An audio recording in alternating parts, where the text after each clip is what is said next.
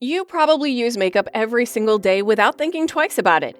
Foundation, mascara, maybe a quick lipstick before heading out. But here's the part nobody really thinks about. How safe is it? So we made a list of 7 toxic makeup brands you should avoid and 2 better alternatives.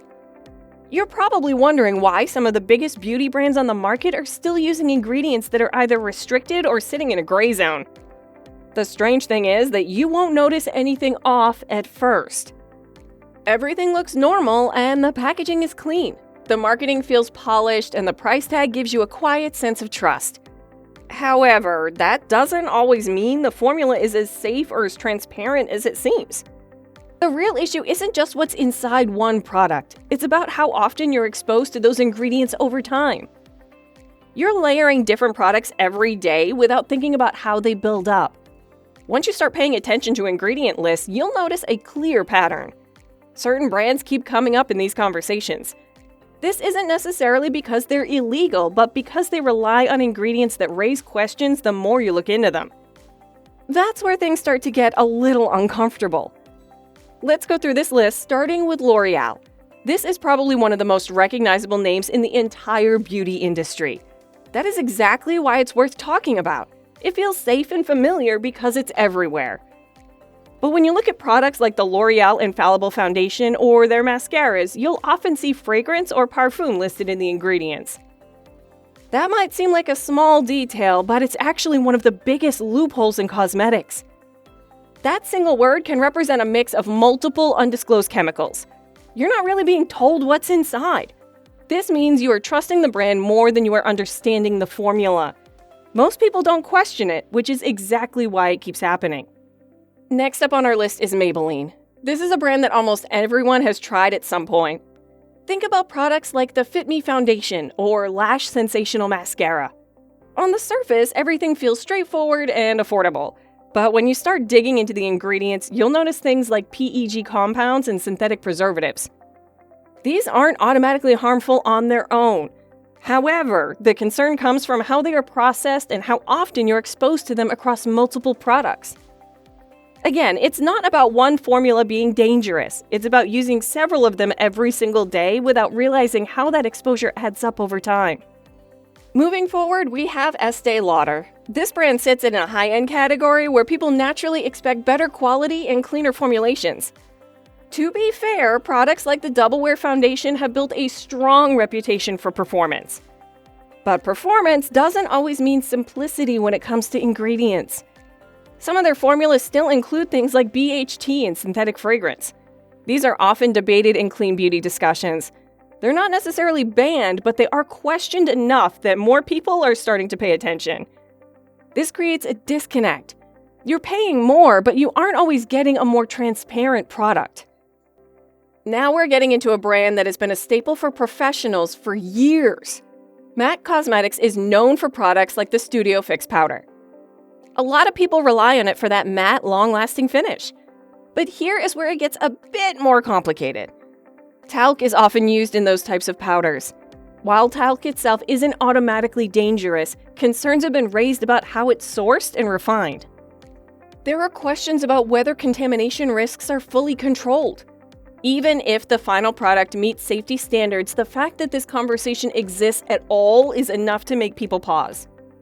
This is especially true for something you're applying close to your face and potentially inhaling over time. Right after that, we have Revlon. This is another long-standing brand that feels almost nostalgic at this point. Consider products like the Color Stay Foundation. When you look into some of their formulations, you'll find ingredients like parabens and certain preservatives that have been debated for years.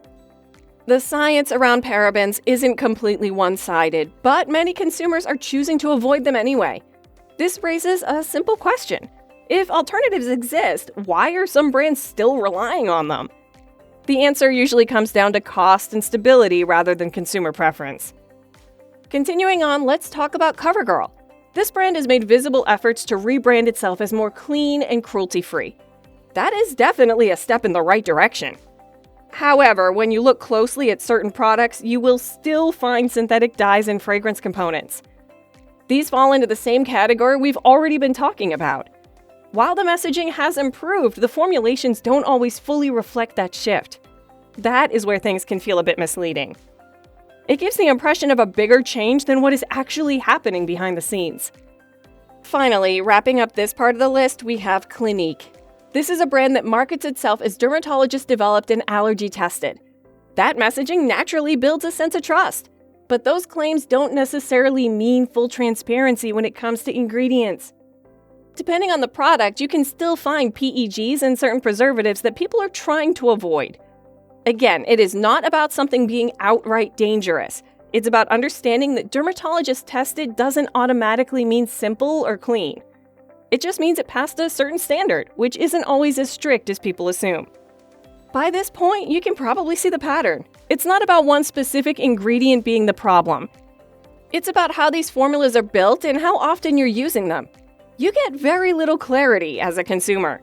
This is especially true when you're layering multiple products on your skin every single day without thinking about how they interact or accumulate over time. So the real question becomes, what do you actually use instead? Avoiding makeup completely isn't realistic, and it doesn't have to be. This is where the alternatives come in. The first one worth mentioning is Ilia Beauty. They have built a reputation around transparency and simpler formulations. Products like the Super Serum Skin Tint combine makeup with skincare in a way that feels more intentional. The difference here isn't that everything is perfect, it's that the brand puts more effort into explaining what's inside and why it's there. That already puts you in a better position as a consumer.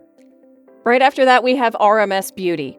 They take a slightly different approach by focusing on mineral ingredients and more straightforward formulas. One example is the Uncover-Up Concealer. What stands out here is that they actively avoid a lot of the common red flags we've been talking about. They skip synthetic fragrance and unnecessary additives. Instead, they keep things simple. This naturally reduces the level of chemical exposure over time. You can make small adjustments where it actually makes sense. Makeup isn't going anywhere, and you don't need to be extreme about it. But once you start paying attention, you realize a lot of these brands aren't necessarily trying to harm you. They just aren't prioritizing better formulas unless they absolutely have to. So the next time you pick up a foundation or mascara, take a second to check what's actually inside. Don't just look at the shade or the price. The difference between something that is fine and something that is questionable isn't always obvious. Most of the time, it's hidden in plain sight. One thing we rarely talk about is how these products are basically engineered for instant gratification. They're designed to feel amazing the second they hit your skin, but that doesn't mean they're doing you any favors in the long run. To get that silky texture and perfect finish, brands load up on silicones, heavy stabilizers, and synthetic scents that make everything blend like a dream. But here's the catch. Those same ingredients act like a physical barrier. They sit on your skin for hours, sealing in oil, sweat, and bacteria underneath while you go about your day. If you're layering 3 or 4 products, you're basically suffocating your pores. Over time, that's exactly where those random breakouts and uneven texture come from. It happens so slowly in the background that you'd never guess your favorite primer or foundation is actually the culprit. Now, I'm curious, when you're buying makeup, do you actually check the ingredients list? Share your thoughts in the comments and don't forget to like and subscribe for more.